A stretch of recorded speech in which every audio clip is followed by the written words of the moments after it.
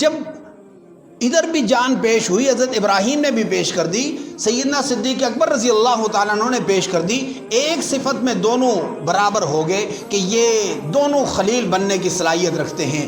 اور جہاں پر مال کی بات آئی تو میں پہلے عرض کر چکا ہوں کہ ان کے مال پر تو اپنوں نے بھی اعتراض کر دیا کہ ابو بکر خرچ کرتے ہو تو صحیح سی جگہ پر خرچ کیا کرو، یہ غلاموں کو نہ خریدا کرو۔ حضرت ابو بکر کے اوپر ہونے والے اس اعتراض کا جواب اللہ تبارک و تعالیٰ نے اپنے کلام کا حصہ بنایا کہ ابو بکر کی نیت پر شک نہ کرو، ابو بکر جس نیت سے کر رہا ہے وہ اللہ کی رضا ہے، وہ اللہ کو دے رہا ہے۔ اب یہ نہیں دیکھنا کہ طاقتور کو خرید رہا ہے یا غلام کو خرید رہا ہے، وہ صرف ایمان والوں کو خرید رہا ہے، جہاں جو ملتا ہے اس کو خریدتا ہے، اس کی نیت پر شک نہ کرو۔ اس نے اپنے مال کو ایسا خرچ کیا کہ نبی کریم صلی اللہ علیہ وسلم کا ارشاد گرامی ہے کہ میں نے ساروں کے احسانات کا بدلہ دے دیا۔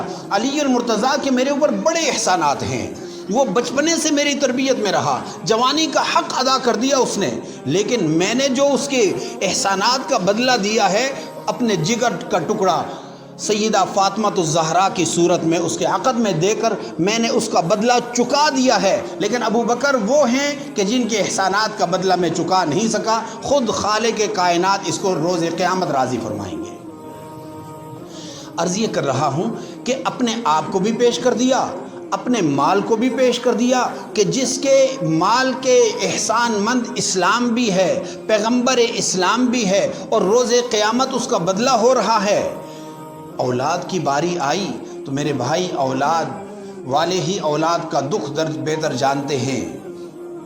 نبی کریم صلی اللہ علیہ وسلم اور آپ کے رفیقہ حیات سیدہ طیبہ طاہرہ حضرت عائشہ رضی اللہ تعالیٰ عنہ کے جو آپس کے میاں بیوی کے جو شوہر اور بیوی کے جو تعلقات ہیں، عرب والے وہ بڑے لوگ تھے جن میں نبی کریم صلی اللہ علیہ وسلم کا انتخاب کیا گیا۔ وہ معمولی لوگ نہیں تھے، وہ بڑے باصلاحیت لوگ تھے جس سے حضور کا انتخاب ہوا ہے، جس خاندان جس علاقے سے حضور کو اٹھایا گیا، بڑے لوگ تھے۔ لیکن مدینے والے ان منافقین نے سیدہ طیبہ طاہرہ اما عائشہ رضی اللہ تعالی عنہا پر جب تہمت لگائی تو یہ تہمت لگانے کا واقعہ کہاں سے بیچ میں سے آ گیا؟ حالانکہ یہ مردوں کا مقابلہ تھا، وہ حضور کے مقابل، حضور ان کے مقابل، یہ مردوں کا مقابلہ ہے۔ خاتون خانہ کو بیچ میں کہاں سے لے آئے؟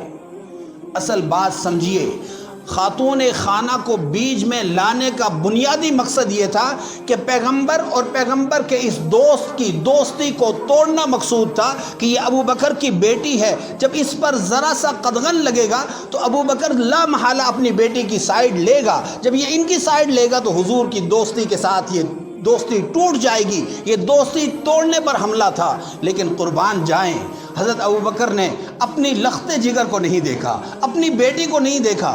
ہم بھی ہیں نا بھائی کہ اگر بیٹی اپنی ناراض ہو کر گھر آ جائے نا تو ہم کہہ دیتے ہیں چلو غلط ہو گیا پھر بھی ہم تیرے ساتھ کھڑے ہیں، غلط ہو گیا پھر بھی تیرے ساتھ کھڑے۔ ابو بکر نے یہ نہیں کہا، بھائی کہا غلط ہے صحیح ہے، میں نہیں جانتا، میں پیغمبر کو نہیں چھوڑ سکتا، بعد میں دیکھا جائے گا۔ یہی وجہ ہوئی کہ جب 17 آیات حضرت عائشہ کی براءت میں، ان کی طہارت میں نازل ہوئی قرآن کی، تو حضرت ابو بکر آگے ہو کر اپنی بیٹی سے ملنے گئے اور کہا کہ بیٹی ہم آپ کے ساتھ کھڑے ہیں۔ انہوں نے کہا کہ آپ نے تنہا چھوڑ دیا تھا، میرے ساتھ تو میرا رب کھڑا رہا۔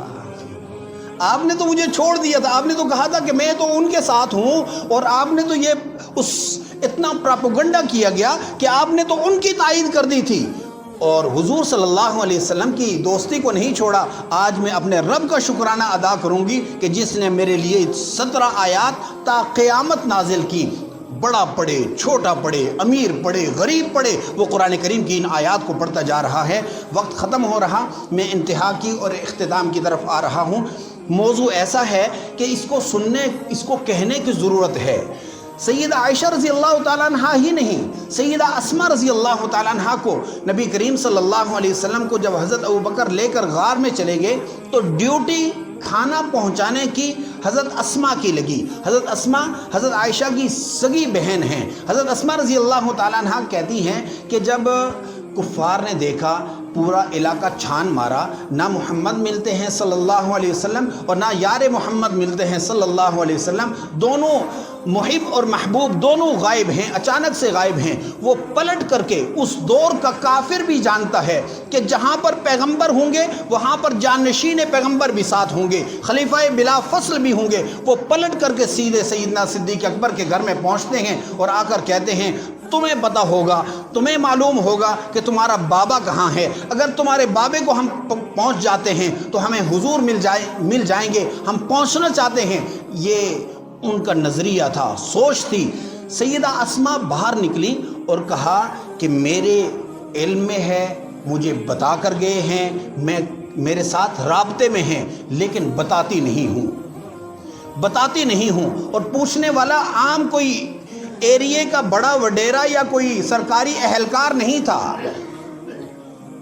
پوچھنے والا ابو جہل ہے۔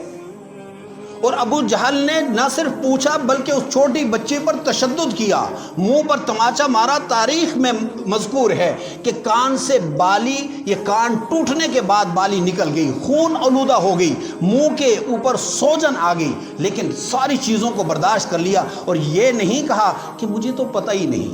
جیسے ہم بچوں کو کہہ دیتے ہیں نا، بس کہہ دینا کہ ابا پتہ ہی نہیں ہے کدھر ہے، ایسا نہیں کہا۔ کہ اگر یہ بات ہو جاتی کہ وہ اسماء یہ کہہ دیتی مجھے پتہ ہی نہیں، تو بعد والے کہہ دیتے دیکھو ابو بکر کے گھر میں پلنے والی بچی نے جھوٹ بولا ہے، اس نے کہا مجھے پتہ ہے لیکن بتاتی نہیں ہوں، اس لیے کہ یہ راز نبوت ہے، اور جو راز نبوت ہے یہ ہم کسی کو بتانے والے اور عیاں کرنے والے نہیں ہیں۔ اپنی بچوں کی قربانی ابو بکر نے پیش کی ہے، اپنی قربانی پیش کی، اپنے مال کی قربانی پیش کی، اپنے بچوں کی قربانی پیش کی۔ جب یہ ساری قربانیاں ہوئیں، اس وجہ سے اللہ کے نبی نے اعزازی طور پر فرمایا کہ اگر میں انسانوں میں سے اور مسلمانوں میں سے کسی کو دوست بناتا تو ابو بکر اس کا اہل تھا کہ اس کو دوست بناتا۔ اس لیے میرے بھائی، آج یوم وصال سیدنا صدیق اکبر رضی اللہ تعالیٰ عنہ ہے، اس حوالے سے کثرت سے درود شریف پڑھ کے، کثرت سے تلاوت کر کے، ذکر اذکار کر کے، ہم کچھ نہ کر سکے تو کم از کم ان کو ایصال ثواب کر دیں۔ ان کی قربانیاں ہیں۔ ابو بکر اگر قرآن کریم کو جمع نہ فرماتے تو آج ہم جو مسلمان ہیں اپنے آپ کو قرآن کا پڑھنے والا کہہ رہے ہیں، ہمارے پاس قرآن نہ پہنچتا۔ حضرت ابو بکر کا اپنی خلافت کا سب سے بڑا کارنامہ یہ ہے کہ انہوں نے قرآن کریم کو ان دو گتوں کے درمیان میں جمع کر کے امت تک یہ سلسلہ پہنچایا ہے۔ دعا فرمائیں کہ اللہ تبارک و تعالی ہمیں سیدنا صدیق اکبر رضی اللہ تعالیٰ عنہ کے ساتھ سچی پکی عقیدت نصیب فرمائے۔ وآخر دعوانا ان الحمدللہ رب العالمین۔ قل يا عبادي الذين أسرفوا على أنفسهم لا تقنطوا من رحمة الله